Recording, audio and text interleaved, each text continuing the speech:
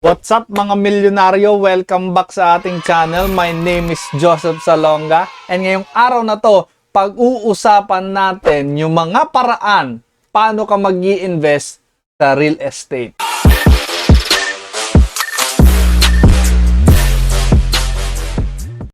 Bakit ba goal ko din mag-invest sa real estate property, sa real estate? Bakit ko ba goal? Kasi sa totoo lang, in history, ang pinakamayayaman na tao sa buong mundo, meron silang sobrang daming real estate properties, okay? Kasi sa totoo lang, ang real estate talagang ito yung mabilis magpapataas ng net worth mo. Okay? Yung net worth mo, ibig sabihin yung ay asset minus liability equals your net worth. So, ganun, maraming tao, ito yung pinapang-boost nila ng net worth nila. Maraming mayayaman na tao na nandito nag-i-invest sa real estate. So sabi nga, don't reinvent the wheel. Kung ano na yung effective, yun na yung gagawin mo. Hindi mo kailangan mag-invento ng magagandang mga bagay. Hindi mo na kailangan mag-i-invento ng mga kung ano-ano. Okay, kasi ang daming tao, lalo na nakikita nila yung mga story ni Facebook. Ako, hindi ko kayang gawin yun, kaya hindi yun yung ginugol ko. Pero kung ikaw kaya mo yun, okay lang. Pero merong proven and tested na system, proven and tested na mga bagay sa labas, na pag yun lang yung ginawa mo, pwede ka ding yumaman. Kumbaga ako, yun lang yung tinitingnan ko. So ano yung mga proven and tested? Real estate. Maraming yumaman sa real estate. Diba? Maraming yumaman sa pag-i-invest sa real estate. So yun yung pag-uusapan natin. Ano ba yung mga iba-ibang paraan para makapag-invest ka sa real estate. So, yan yung pag-uusapan natin ngayon. Paano ka ba mag-i-invest sa mga real estate? Ano ba yung iba-ibang paraan? Paano ka makakapag-invest and paano ka kikita sa real estate? Kasi dito sa channel na to, pinag-uusapan natin yung mga paraan paano tayo makakapag-invest. And pag ikaw, dumami na yung cash flow mo, dumami na yung pera mo ngayon, kailangan ini-invest mo rin yun sa mga bagay, sa mga assets na pwede kang kumita at the same time and magbibigay sa'yo ng cash flow mo. And pwede mo rin tong gawing business mo yung pag-i-invest sa real estate. So ano ba yung mga iba-ibang klase ng pag-i-invest dito sa Pilipinas ng real estate? Okay, sa Pilipinas yung pag-uusapan natin. And at the end of this video, papaalam ko sa inyo ano yung mga goals ko. Okay, kasi gusto ko rin talaga mag-invest sa real estate. Gusto ko rin damihan yung investment ko sa real estate. Ano yung mga goals ko? Ano yung mga goals investment ko sa real estate? So, pag-uusapan natin dito yan. Sasabihin ko sa inyo yan dito sa video na to bago matapos tong video na to. So, better tapusin mo tong video na to para malaman mo yung investing strategy ko pagdating sa real estate investing. Okay? So, pag-usapan natin yan. So, kung hindi ka pa nakakapag-subscribe dito sa channel to, mag-subscribe ka na muna kasi dito sa channel to nagsasama-sama yung mga Pinoy Millionaire. Okay, dito nagsasama-sama yung mga Pinoy Millionaires, dito nagsasama-sama yung mga gustong maging milyonaryo, and at the same time yung nagpapadami ng million nila dito nagsasama-sama sa channel na to. So kung isa ka dyan sa mga tao na yan, hit mo na yung subscribe button dito sa channel na to. Okay, so maraming salamat. So punta na tayo dun sa unang topic natin, unang paraan para makapag-invest ka sa real estate. Okay, so unang paraan para makapag-invest ka sa real estate is yung tinatawag na rental properties. Okay, so bibili ka ng isang bahay, okay, bibili ka ng isang property na ipaparenta mo yung property na yun. Okay, this is long term. Ito yung pinaka-basic na paraan para makapag-invest ka sa real estate. Bago ka mag-invest sa rental properties, ito yung compute mo.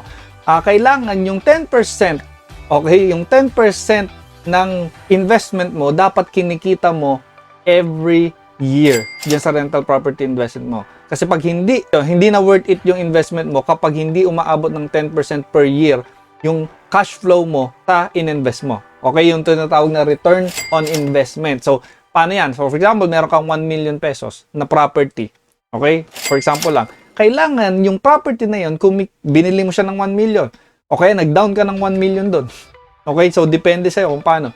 Pero yung iba kasi ginagawa lang leverage yun, nagda-down sila.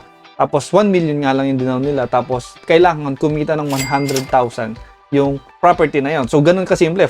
Depende sa'yo kung bibili mo siya ng cash or hindi.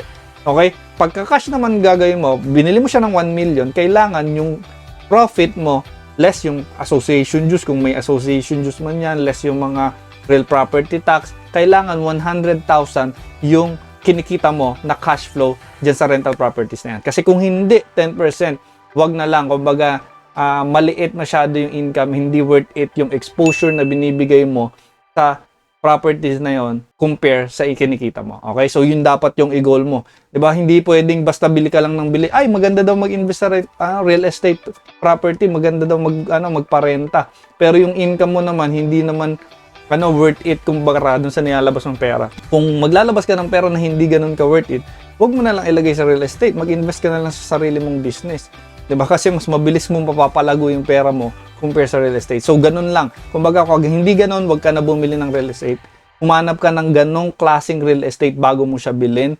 Kasi that's the time makikita mo na wise yung ginawa mong desisyon sa real estate. Yan yung number 1 na way na para makapag-invest ka sa real estate property. So, yung pagrerenta, yan yung pinaka-basic. Yun lang yung kailangan mong alamin. Diba? Ang mahirap nga lang dyan sa real estate property na yan, sa rental property na yan, kailangan, merong mga, pwede kang mabakante, pwedeng masira yung bahay mo kasi may ibang tao yung nagrerenta. And, yun lang. Kumbaga, mayat maya ka, kakausapin nung nagrerenta sa'yo kasi kung may problema yung iyong property, sasabihin niya sa'yo. Yun yung mga cons nun. Ang pros naman is meron kang steady na income. Kumbaga may cash flow ka every month. Minsan nga yung mga renters, minsan 6 months nga nagbabayad, minsan 1 year nga sila nagbabayad, na advance na nila yung mga bayad nila. So meron kang cash flow na ganun pagka meron kang rental properties. Yun nga, pwede kang kulitin, di ba? Pwede kang i-manage mo pa yung property mo ng tama. So, ganun, yun yung cons naman ng rental property. So, punta tayo sa number 2. Pangalawa na paraan para kumita ka sa pag-i-invest sa real estate is yung tinatawag na house flipping. Ano po ibig sabihin ng house flipping? Yung parang ito po yung buy and sell ng bahay. May nakita kang pangit na bahay, ang gagawin mo, papagandahin mo yung bahay na yun, tapos ibebenta mo siya. Okay, ganun lang kasimple yung house flipping. So, ang pros naman nito, pagka ganito yung ginagawa mo is sobrang bilis lang ng exposure mo. Naglabas ka ng 1 million, ibenta mo ng 2 million. 'Di ba? Meron ka kagad pera kagad na 2 million. So, pwede mo ulit pambili yung 2 million para maging 4 million. Tapos yung 4 million mo, pwedeng ganun kabilis. Okay, pero it takes time pa rin. Siyempre, kailangan papaayos mo pa. Depende dun sa pagbebentahan mo. Dapat meron kang magaling na architect or mga designers. So, mga engineer. So, yan yung mga kailangan mo dyan. So, ang cons naman nito, kailangan marunong ka. Diba? Kailangan alam mo magkano bibilin. Kailangan magma-market research ka pa talaga dito kasi hindi pwedeng bumili ka lang ng pangit tapos wala naman pala talagang bumibili dun sa lugar na yun. Matutulog ng matagal yung pera mo dun kasi hindi ka nag-research ng mabuti. So dito, kumbaga basic siya pero kailangan ng matinding pag-aaral kung gusto mo maging successful dito sa house flipping na to. And para sa akin, hindi ko kayang gawin tong house flipping. Okay, hindi ko kayang gawin yung house flipping. Yung rental properties pwede pa, pero itong house flipping para sa akin, kumbaga, hindi ko na kayang bigyan ng oras kasi marami pa akong, commitment sa ibang bagay.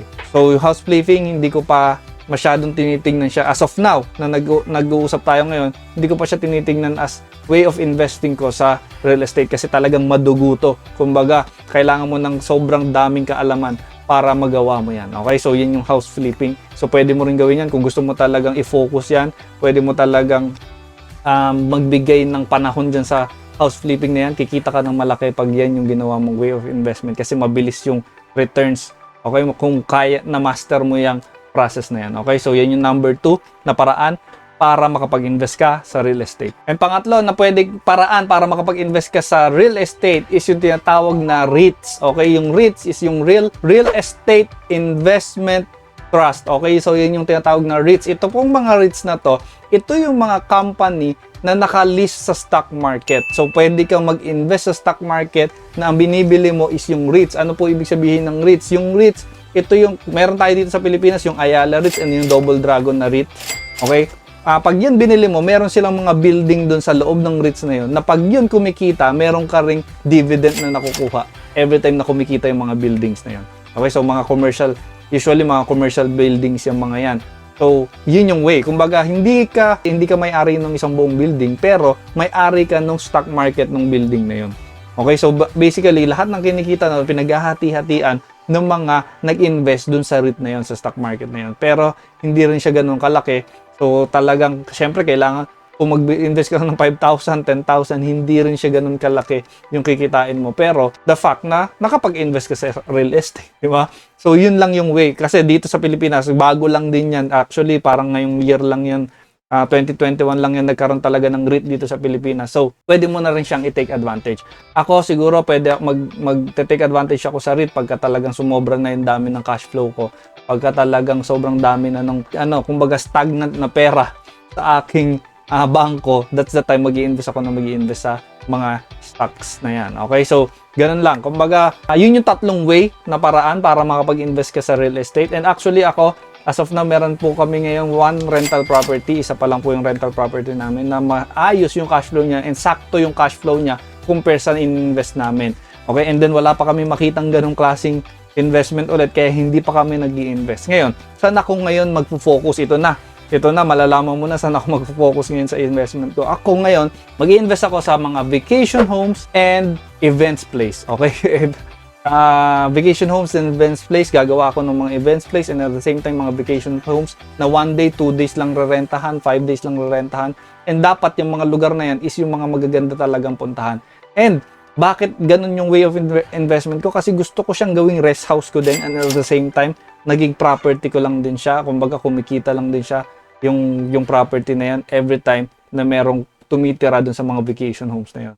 Diba? So, yun yung plano ko ngayon. Kasi, kumbaga para sa akin, masaya ako kahit wala nga magrenta dun, okay lang. Kasi, vacation home ko lang siya na kumikita. Diba? Hindi yung vacation home mo na hindi ka kumikita. So, yun yung plano kong gawin ngayon. And ikaw, nalaman mo yung mga iba-ibang way para mag-invest sa real estate. Pag ikaw yumaman na, pag ikaw dumami na yung million mo, ano yung mga paraan? Ano yung gagamitin mong way na pag-i-invest sa real estate kung gusto mo rin mag-invest sa real estate? So, comment down below. Pag-usapan natin yan, magkwentuhan tayo. And kung gusto mong suportahan to, kung may natutunan ka dito sa channel na to, sa video na to, i-smash mo naman yung like button dyan. I-click mo yung like button dyan sa baba. Kasi malaking tulong yan dito sa channel natin para mas maraming Pilipino yung makakita ng gantong klaseng video. Okay? So, yan yung pag-waste ng paraan para mag-invest sa real estate. Pero wag mo munang i-goal na mag-invest sa real estate. Kailangan padamihin mo muna yung cash flow mo, padamihin mo muna yung sobrang daming pera mo bago ka mag-invest sa real estate. Kasi yung exposure, computein mo, yung exposure na ilalagay mo sa real estate pag in-invest mo sa isang business, worth it ba siya? Or kailangan or unahin mo muna yung business mo para mas marami kang mabili na real estate in the future. So, piliin mo rin. Kumbaga, mag-compute ka. Money game nga to eh. Kumbaga, money is just a game. Computein mo lang ano ba yung worth it or hindi. Okay? So, depende yan sa nangyayari sa skills na meron ka ngayon. Kasi ako, as of now, full-blown ako ngayon sa business ko. Talagang binibigay ko lahat ng investment ko dun sa business ko. Kasi, mas malaki yung return niya kumpara ilalagay ko sa real estate, ilalagay ko sa stock market. Mas malaki pa rin yung income niya pagka nilagay ko siya dun sa business ko ng ngayon. Okay? So, yun yung ko ngayon nangyayari sa akin ngayon. Okay? So, kung marami ka natutunan, share mo to sa mga kaibigan mo na gusto rin mag-invest sa mga real estate. I-share mo tong video na to para mas marami tayong ma-reach dito sa ating YouTube channel. Okay? So, maraming salamat. Kung gusto mo pa akong makausap, pwede mo ako i-follow sa aking Instagram na Mr. J. Salonga. And kung gusto mo naman na mag-usap tayo sa Facebook, pwede kang sumama sa ating Money Mastery Community na Facebook group. Okay, so dyan makakausap mo kami dyan, pwede tayo magkwentuhan. And dyan sa Money Mastery Community na yan, meron tayong mga libreng libro na pwede mong basahin para ma-improve natin yung knowledge natin. Okay, so dyan nagsasama-sama ulit yung mga milyonaryo and yung mga nagpaparami ng milyon nila. At the same time, yung gusto maging milyonaryo. Okay, so maraming salamat. See you all in the next video and see you all at the top.